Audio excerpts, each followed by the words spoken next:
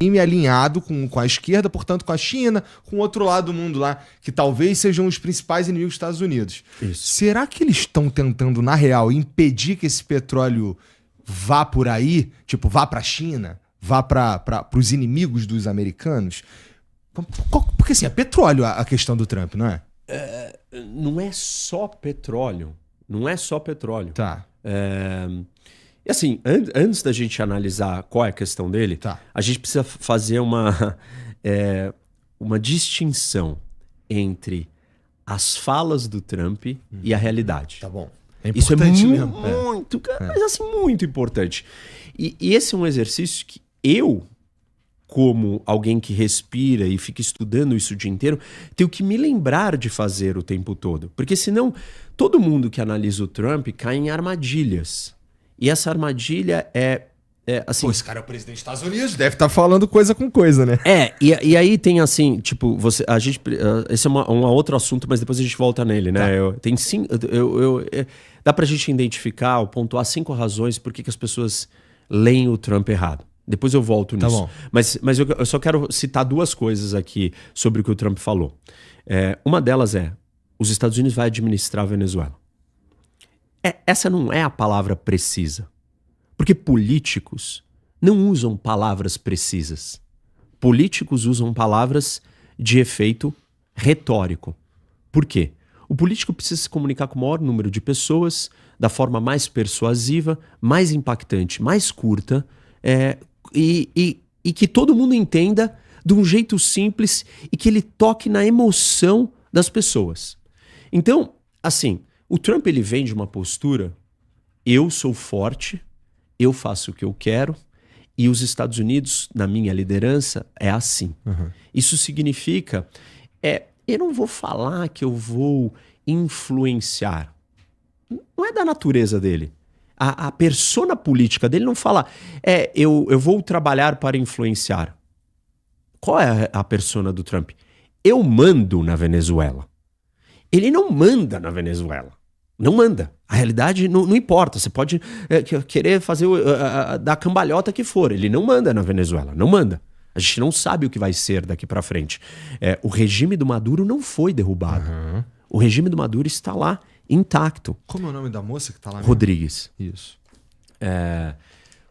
O objetivo é trabalhar com ela para que os Estados Unidos influenciem as políticas públicas. Uhum. Tanto que no dia seguinte, Mark Rubio, secretário de Estado americano, vem a público e diz o seguinte: os Estados Unidos, ele quer influenciar as políticas da Venezuela. Bem diferente da fala: os Estados Unidos run Venezuela, os Estados Unidos manda, os Estados Unidos governa a Venezuela. Um é o político, o outro já tem um cargo mais técnico, já está lidando com a realidade. Então, se a gente não conseguir fazer essas distinções, tudo que ser dito não vai fazer sentido. O Trump disse: eu vou governar Gaza. O Trump não está governando Gaza. Os Estados Unidos não estão governando Gaza. Entende? A gente, se não tiver essa separação, não vai. Agora vamos para a parte do que você falou, porque é o segundo exemplo disso. Petróleo, petróleo, petróleo. A ênfase no petróleo o petróleo é o ativo econômico tangível capaz de justificar, para a lógica da persona da plataforma política do Trump, porque raios ele está gastando dinheiro americano num lugar que não vai trazer dinheiro, que é um estado falido, cheio de criminoso, de narcotraficante, de grupo terrorista, destruído há 26 anos. Por que os Estados Unidos vão intervir naquele lugar? Como ele é uma liderança transacional, tudo que o Trump faz é transacional. Ele não é ideológico e ele não é transformacional. Ele é um cara transacional. Ele está preocupado com a transação momentânea. Uhum. O que eu vou ganhar dessa minha troca aqui, desse diálogo com você, Igor? Eu sou assim, cara. Eu vou fazer a conta de quanto que eu vou ganhar aqui. Então ele precisa quantificar isso. E ele precisa provar isso. Porque ele chegou no poder com uma plataforma dessa. Estados Unidos não vai gastar dinheiro em lugar nenhum se isso não voltar dinheiro para nós. Como é que volta dinheiro? Petróleo, petróleo, petróleo. E aí, então, ele quantifica. Por que isso é uma fala retórica e não é a prática? Porque os Estados Unidos é o único país do mundo que não tem indústria do petróleo pública. Uhum. Não tem empresa de petróleo nos Estados Unidos nacional, do governo. Se os Estados Unidos falam, nós iremos explorar o petróleo, isso não existe. Os Estados Unidos, o governo americano não explora petróleo. O governo americano não tem Petrobras, não tem China Petroleum, não tem todas as empresas do mundo que têm participação do Estado. Nos Estados Unidos as empresas são privadas. Então, quando o Trump fala isso, ele não tem o poder sobre essas empresas. Ah, ele tem influência? Com certeza. Mas tem uma distância muito grande ele dizer petróleo, petróleo, petróleo vai ser explorado. Você tem que combinar com as empresas. A empresa tem que fazer conta financeira, porque uma empresa existe para o bottom line, para o lucro. E no final das contas, o lucro é sobre decisões econômicas, que são sobre eu coloco X e eu tenho que tirar X. Se eu colocar X e voltar meio X, esse não é um negócio que vale a pena para eu fazer. E eu não vou fazer. E aí vamos para matemática econômica da exploração do petróleo na Venezuela. Hoje você tem um país vizinho à Venezuela, que é a Guiana, que você tem um petróleo sweet and light, leve e fácil, que é o melhor petróleo que existe. E esse petróleo você consegue retirar na Guiana a um preço muito mais baixo do que você explorar o petróleo da Venezuela, que é sour and heavy, que é o pior tipo de petróleo, que requer mais recursos, porque ele precisa ser processado num processo de refino para poder ser transportado de tão corrosivo, de tão pesado que ele é. E o investimento para você refinar um petróleo, você precisa de refinarias, é um investimento muito mais alto do que você só extrair o petróleo dali e já transportar para outro lugar. O custo de investimento para uma Chevron, para uma ExxonMobil, as empresas de petróleo americana, comparados com investir na Guiana, na Venezuela, não fecha a conta. Já Por tinha exemplo, uma estrutura lá que foi estatizada pela Venezuela, foi. né? A Venezuela tem 4 dessas refinarias grandes, 3 estão quebradas, só uma está operacional. Os estudos dizem o seguinte: a Venezuela já chegou a produzir 3,5 milhões de barris de petróleo por dia, no ápice, antes do Chávez chegar no poder. Tá. Aí só caiu. Em 2018, o máximo que ela chegou, voltou a subir, foi 2 milhões de barris. Hoje, está variando entre 900 mil e 1 milhão de barris por dia.